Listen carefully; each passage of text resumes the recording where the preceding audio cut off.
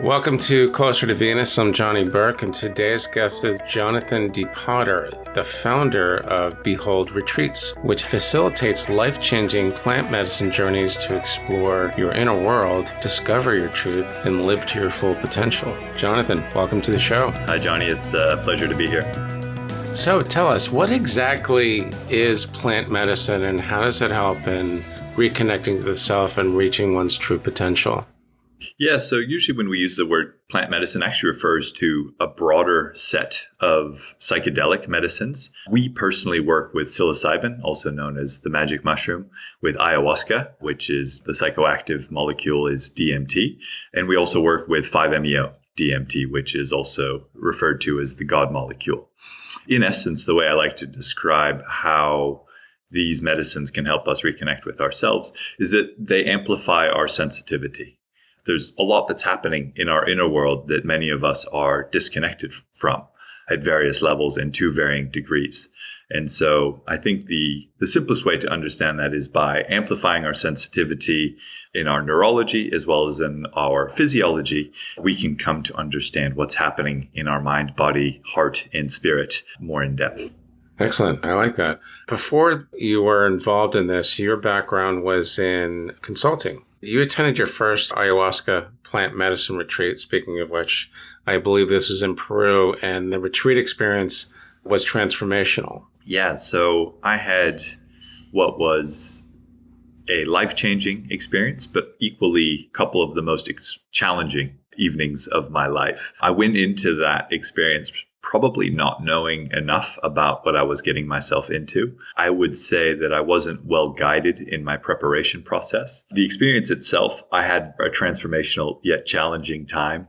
Personally, after 5 years in Hong Kong of working really hard, drinking a little bit too much, I had a lot to get out of my physical body and a lot to heal in my mind. There was childhood trauma that I was trying to reconnect to during the experience that I actually wasn't able to reconnect to during that particular retreat. But that attempt to reconnect to that trauma is part of what gave rise to me having what I would describe as quite a challenging experience. So it's not for the faint of heart, and I'll be very transparent in terms of my experience. I threw up about 150 times. I passed out multiple times. And yet what came from the experience was so deep and so meaningful in terms of the shifts that came to me in relation to how I was living my life and opportunities to improve the way in which I was living my life, that I can easily point at it and say it was a true turning point in my life. Now, that being said, as I shared in terms of my lack of preparation going into the retreat, the same thing happened to me going out of the retreat. I didn't have any guidance, any support in terms of this transformation that I went through from being a pretty devout atheist into blowing the door off the hinges into the spiritual world. And so I found it quite difficult to integrate the experience and to make sense of it as I returned back to what we might describe as normal life. That experience, plus many more over the years that follow, is what ultimately kind of inspired me to be motivated to help people find a softer path along the plant medicine road. So preparation is key, it seems like. It is, yes. With that in mind, how does one find the right guide, the practitioner, to approach when it comes to starting the plant medicine journey? That's the million-dollar question. It's a bit of a minefield out there. I think most people in this space are trying to do the best they can with what they have. It's a rapidly emerging and evolving ecosystem. A lot of the knowledge in this space has come graciously from plant medicine traditions that were deep in the Amazon or high in the Andes, and now enough foreigners have gone down and trained. The few things that I typically say to people is look for organizations or look for practitioners that prioritize safety and legality, that are operating in the open and have a certain quality of reputation behind them. I would also say look for smaller groups, particularly for your first time, given the intensity of the experiences that can be had.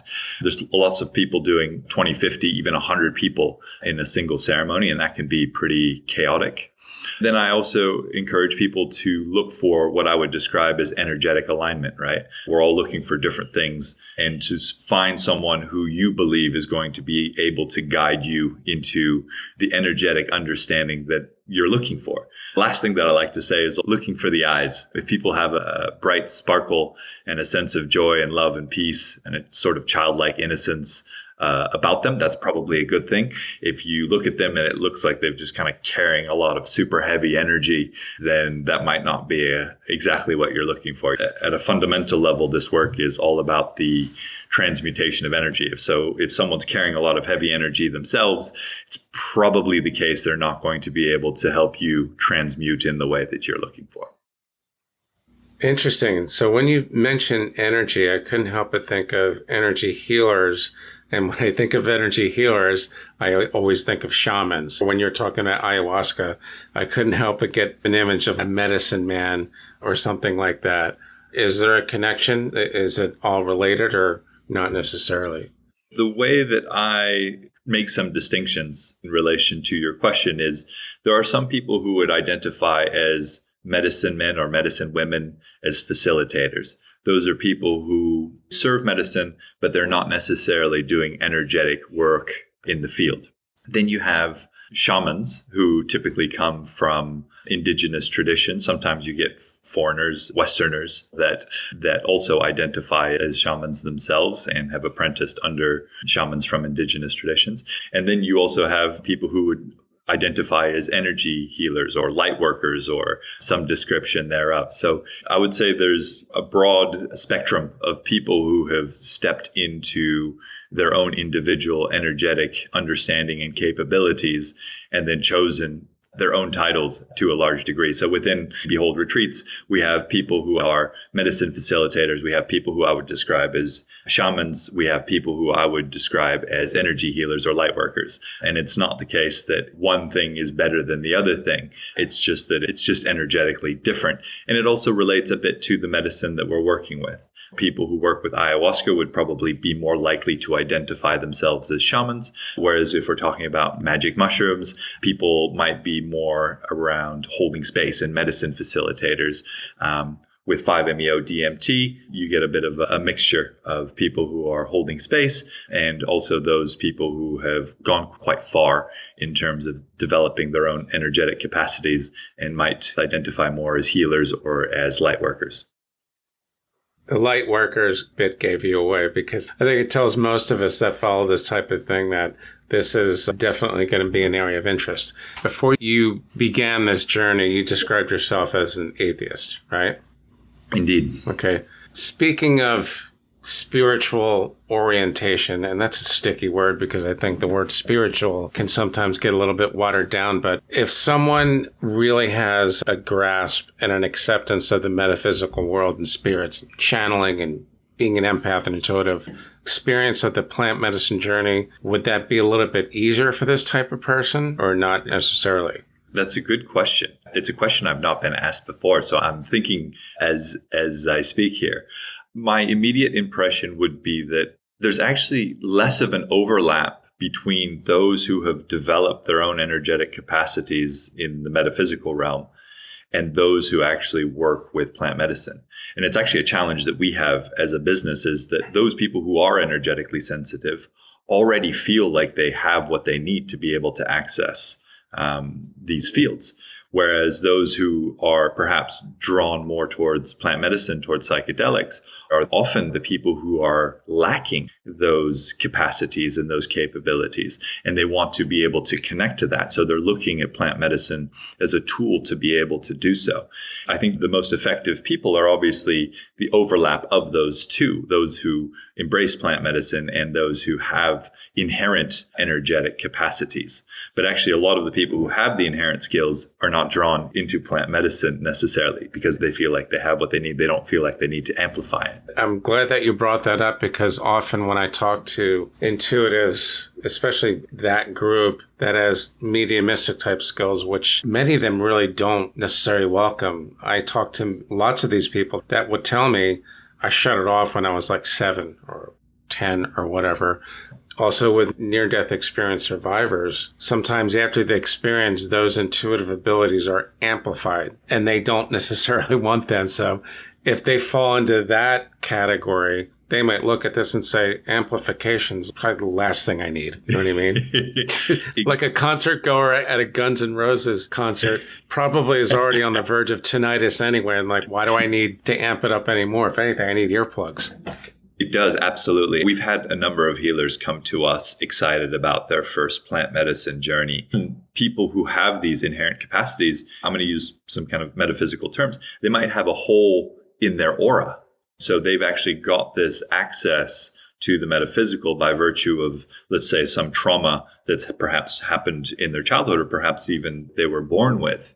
And so if they embark upon a healing journey, they may actually find their sensitivity is diminished. So for those people who are super sensitive stepping into this work, they can actually have their capacities reduced because we're healing that hole that may exist in their aura. And so coming back directly to your question, I don't think it's one size fits all. Good healers, when they're working with people, they are able to sense the mind, body, heart, and spirit of the individual and intuitively feel what it is that they would need. For some people, that would mean that they've got the energetic understanding and the capacities to go to very high places very quickly and to really elevate their consciousness and experience all sorts of magical, amazing, wonderful things. For others, it means that they really need to go down there and clear some really deep stuff in order to be able to get what they're looking for. So I think it's not a one size fits all for those who are energetically sensitive in the same way as it for anyone who's stepping into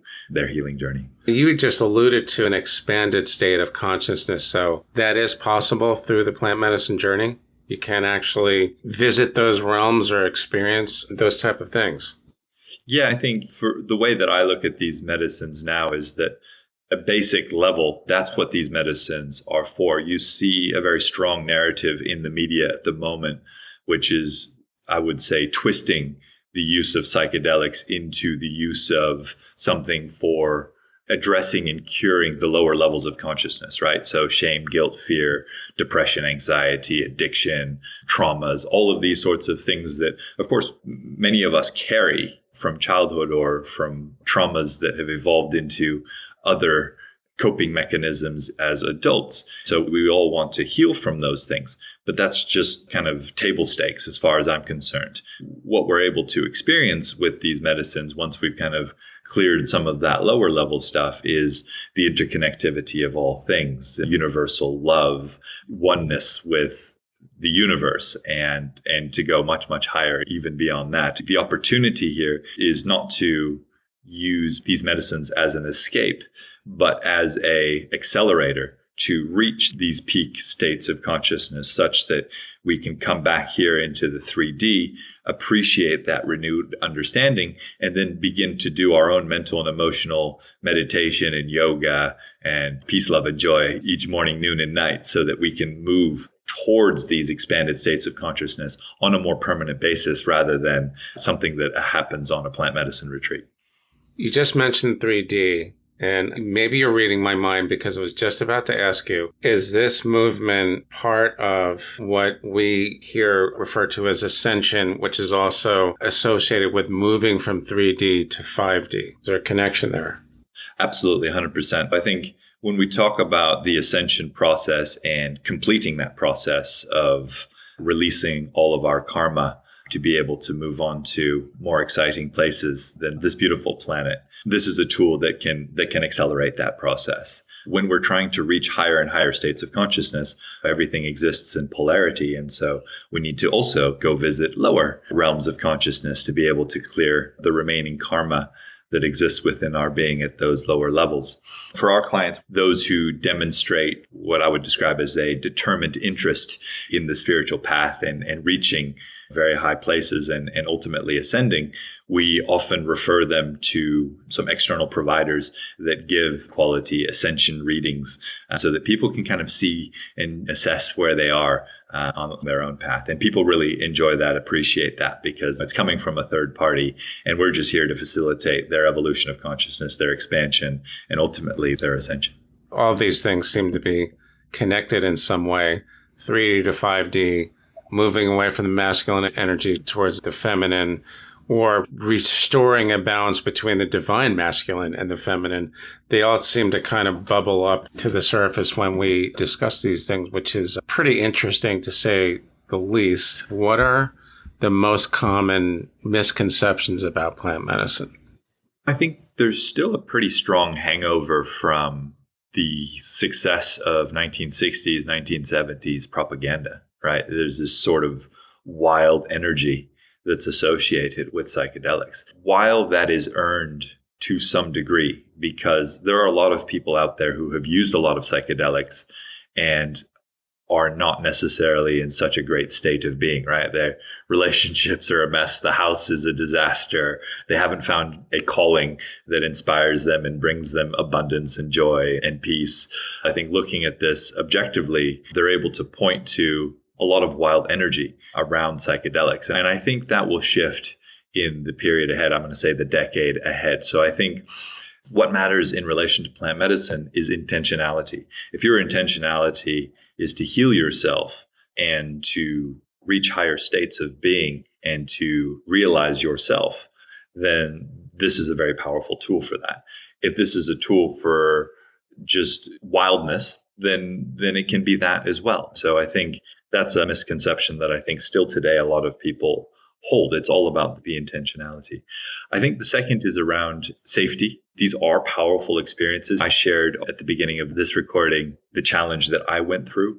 When we are prepared mentally, emotionally, physically, spiritually for these experiences, and when we are well guided and well facilitated through these experiences, they are safe. There's a lot that goes into that on the level of the individual to make sure that they are screened in to such an experience so that the container, the group of people that are coming together in ceremony and on retreat, is being held in such a way that there's the highest integrity and the highest energy and vibration kept throughout the duration of such an experience. And that's why this work is so sensitive, is that from my own experiences over time, I came to recognize that, wow, there's a big gap here between the way in which I have experienced this work and the quality that is available or that is possible when you've got very highly experienced practitioners. I would encourage people, if they're thinking, oh no, it's not safe, that's probably another misconception. I think the third is that plant medicine will solve your problems. That's just not the case. It can give you insights into higher states of being, but ultimately we have to do the work here in the 3D. It's the mental and emotional work and digging into the corners of the self on a daily basis and keeping the smile and the love in the heart that ultimately is going to make difference and improvements to quality of life. It's super common that people come on a retreat. They're hopeful that everything's going to shift for them. They come out of the retreat feeling like $1 million, right? Their cells are alive in the body. They've got the clarity that life's going to be so different. And then a few weeks later, everything's back to normal because they've just slipped back into the very established neurological patterns and behavioral patterns and daily patterns of life. So the magic has been let go through that process. Plant medicine is a super powerful tool. I'm obviously a big proponent myself, but it's not ultimately going to give us everything that we're looking for. We have to put the work in. There's just no alternative. What would be like a comp, the closest thing to plant medicine that people are looking for when they're looking to expand their consciousness and become healthier and live a fuller life? What's the closest thing to that? A lot of my friends are in the business world and pretty successful, and they come to me and they're like, I'm ready for a retreat. For my friends in particular, I have a pretty good sense of whether or not they are. I think another very powerful tool is Vipassana retreats. These are typically 10-day silent meditation retreats, no eye contact, no verbal contact. And that's no eye contact. Seriously? Yeah. Wow. No communication. Yeah, it's a very powerful experience. And I recommend it to everyone. And often they're set up on a donation basis because it's such an intensive experience to be silent for 10 days. It's an invitation to witness the madness that's going on in your own mind. There's some stats that I like to share with people that was from research that was done by the National Science Foundation. Your typical human being is having between 12,000 and 60,000 thoughts per day. So tons of thoughts going on. 100% of them are egoic thoughts, generally speaking. So I, me, my. 95% of them are repetitive and 85% of them are negative. So we're thinking a lot only about ourselves, the same things and bad things. So when you sit down with yourself for 10 days and begin to see what's actually happening in your mind, it's an invitation to get behind the driver's seat of yourself for the first time in your life for many people. It's a very powerful experience. So that sounds like it would be a really good companion course or prep course, kind of like instead of prepping for the SATs or something, this is prepping for the journey to get you into shape. It's like going into a mental gym of sorts. That's what it sounds like. Yeah, well said. And for me, I did my first Vipassana retreat after my first ayahuasca retreat. And I don't know if I would have made the 10 days on the meditation retreat if I hadn't first opened the door into spirituality. I don't know if I even would have signed up in the first instance if I hadn't first had an ayahuasca retreat. What I always say to people is that each of us is a compass unto itself. The truth for Johnny is different than the truth for Jonathan. So what this work is all about is listening to your intuition. So you'll know whether this is right for you or that is right for you. Just take the time and the energy to really tap into yourself and see what feels right in relation to your own journey, your own expansion of consciousness, and the right things will come. Speaking of the right things, can you think of one thing that your program did for one of your clients that you were not expecting? That I was not expecting. Yeah, actually, one of our earlier clients, I don't do our sales calls anymore. So I'm not as close to all of our clients as I used to be, which I do miss actually. But one of our very early clients, she came back from her retreat and she was texting me and she said, wow, my vision is so clear. My vision is so clear. And I said, oh, great. You know what you want to do with your life and what's next, what's coming for you. And she said, no. My vision, my physical vision, I've never been able to see so clearly. It's like I'm experiencing the world all over again for the first time. So she obviously had some very deep physical healing in her eyes. She said, I've been doing the same drive to work for years and years. This has never been so enjoyable. I'm just seeing everything brand new. That's so beautiful when people have unexpected things like that. The number of stories, unexpected stories that I could tell could go on and on. That one immediately came to mind. The other one that immediately comes to mind is quite recently we had a client who came on one retreat. He was a very successful hedge fund manager. And on one retreat, he said, I'm giving it all up. I'm becoming a philanthropist. I'm giving it all away. He came on a private retreat, which is 2 healers, 1 week, full on deep work. And my heart just tripled in size. When you see things like that, where people who were living in a state of what I would describe as fear, they're worried about how much they can get. I was part of that game. So I totally get all of that energy. And to see a person in 1 week to get the messages that enable them and the confidence and the love and the strength to move within 1 week from someone who's trying to get as much as they can to someone who's trying to give as much as they can. That is fundamental to the correction that is underway in this world at the moment. So to play a small part in that is exciting. It certainly is. Now, you just mentioned the correction that is going on in the world today.